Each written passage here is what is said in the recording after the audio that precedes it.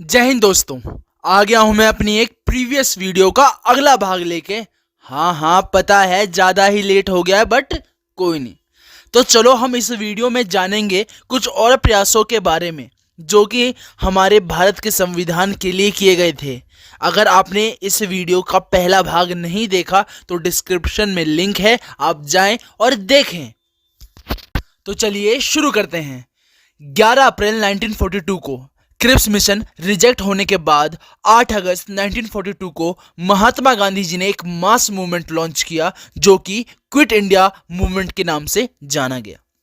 जैसा कि आपको पिछली वीडियो में बताया गया था कि 1 सितंबर 1939 को वर्ल्ड वॉर 2 शुरू हुआ था एक्सिस पावर और द अलाइज के बीच, और इसका इफेक्ट इंडिया पे पड़ रहा था क्योंकि इंडिया उस समय ब्रिटिश कॉलोनी का एक हिस्सा था और हिस्सा होने के कारण जापान से अटैक होने का डर, साथ ही साथ इंडिया की अर्थव्यवस्था बहुत ही खराब कंडीशन में थी। गांधी जी को यह महसूस हो रहा था कि ब्रिटिश गवर्नमेंट का इंडिया में होना ही जापान को ओपन इनविटेशन होगा अटैक के लिए, तो उनको किसी न किसी तरह से इंडिया से भगाना ही होगा। तो इसी को मद्देनजर रखते हुए इंडियन नेशनल कांग्रेस ने जुलाई 1942 को कांग्रेस मीटिंग का आयोजन करवाया जो कि महाराष्ट्र के वर्धा में हुआ था। एक रेजोल्यूशन पास किया गया जो कि वर्धा रेजोल्यूशन और क्विट इंडिया रेजोल्यूशन के नाम से जाना गया। ज़्यादातर लीडर्स ने रेजोल्यूशन को सपोर्ट किया बट कुछ ने नहीं किया, जिनमें से एक मेन का नाम आता है सी राजागोपालाचारी। फिर 9 अगस्त 1942 को बॉम्बे के गोवाली टैंक, जिसको अगस्त क्रांति मैदान के नाम से भी जाना जाता है, वहां एक मीटिंग का आयोजन किया गया। यहां पर हजारों की तादाद में लोग इकट्ठा हुए थे। इसी मीटिंग में गांधी जी ने क्विट इंडिया मूवमेंट को ऑफिशियली लॉन्च किया और नारा दिया, डू और डाई, करो या मरो, और लोगों को आश्वासन भी दिया कि इस बार किसी भी वॉइसरॉय के साथ कोई भी नेगोशिएशन नहीं किया जाएगा। इस बार कंप्लीट इंडिपेंडेंस की लड़ाई थी। मीटिंग के समाप्त होते ही ब्रिटिश गवर्नमेंट ने कांग्रेस के सारे बड़े नेताओं को गिरफ्तार कर लिया। गांधी जी को भी गिरफ्तार कर लिया गया। उनको आगा खान पैलेस में नजरबंद कर दिया गया। By December 1942 British government around 1 lakh लोगों को हिरासत में ले चुकी थी। बट इस बार मूवमेंट को सरपास करना इतना आसान नहीं था।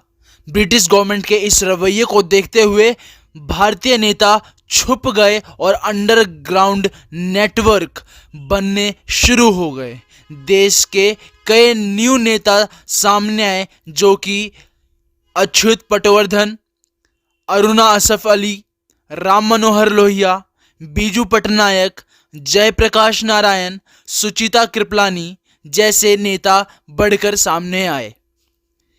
Maximum and most important activity इस टाइम ये हुई कि कांग्रेस ने अपना सीक्रेट रेडियो ब्रॉडकास्ट ओपन किया। यह ब्रॉडकास्ट उषा मेहता द्वारा शुरू किया गया, जिनको उषा बेन के नाम से भी जाना जाता है।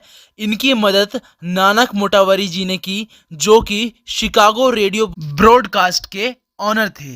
राम मनोहर लोहिया पुरुषोत्तम त्रिकामदास जी के रेडियो के स्पीच से पूरा देश प्रभावित था, लेकिन फिर भी नवंबर 1942 को रेडियो स्टेशन ब्रिटिश गवर्नमेंट द्वारा पकड़ लिया गया।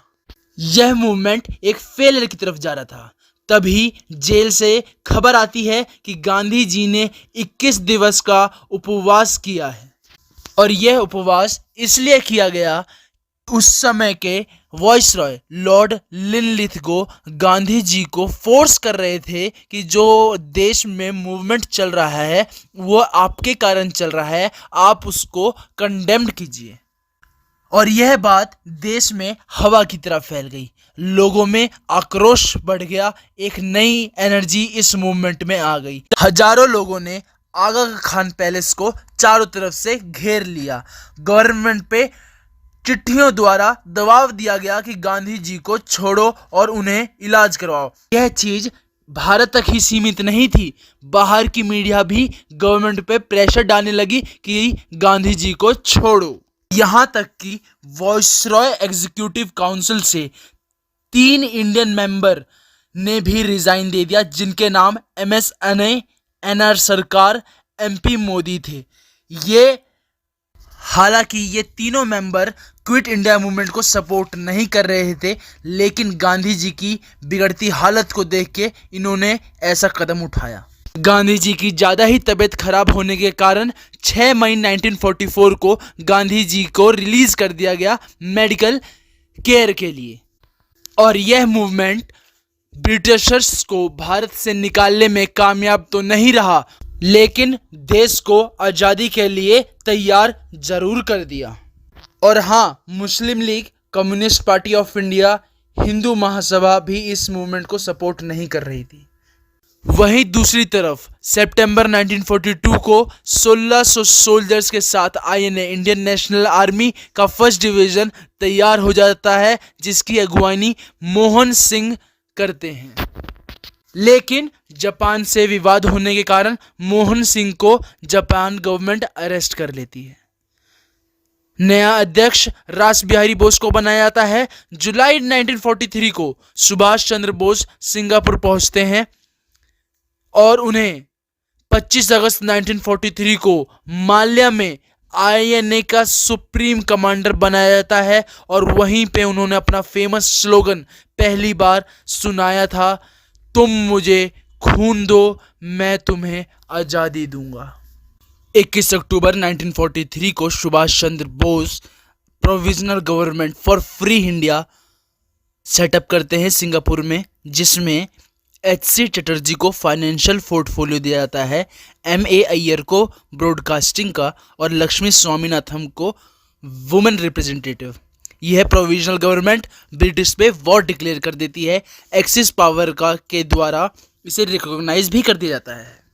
वहीं 6 नवंबर 1943 Japan army Andaman and Nicobar INA को सौंप देती है। सुभाष चंद्र जी बोस इसका नाम चेंज करके शहीद एंड स्वराज द्वीप रख देते हैं। INA रिक्रूटर्स को ट्रेन किया जाता है और फंड की भी व्यवस्था की जाती है। INA में एक रानी झांसी रेजिमेंट बनाया जाता है।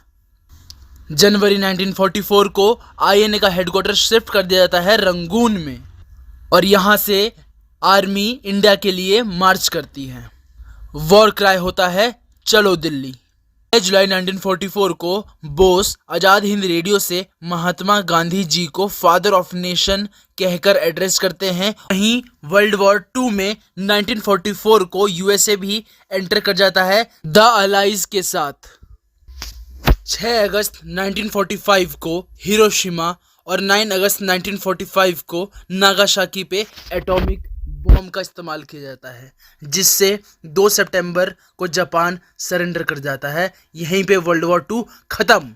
24 अक्टूबर 1945 को 29 देशों की सहमति से यूनाइटेड नेशन का निर्माण किया जाता है, जो कि ब्रिटेन को फोर्स करता है कि अब भारत को आज़ाद कर दिया जाए।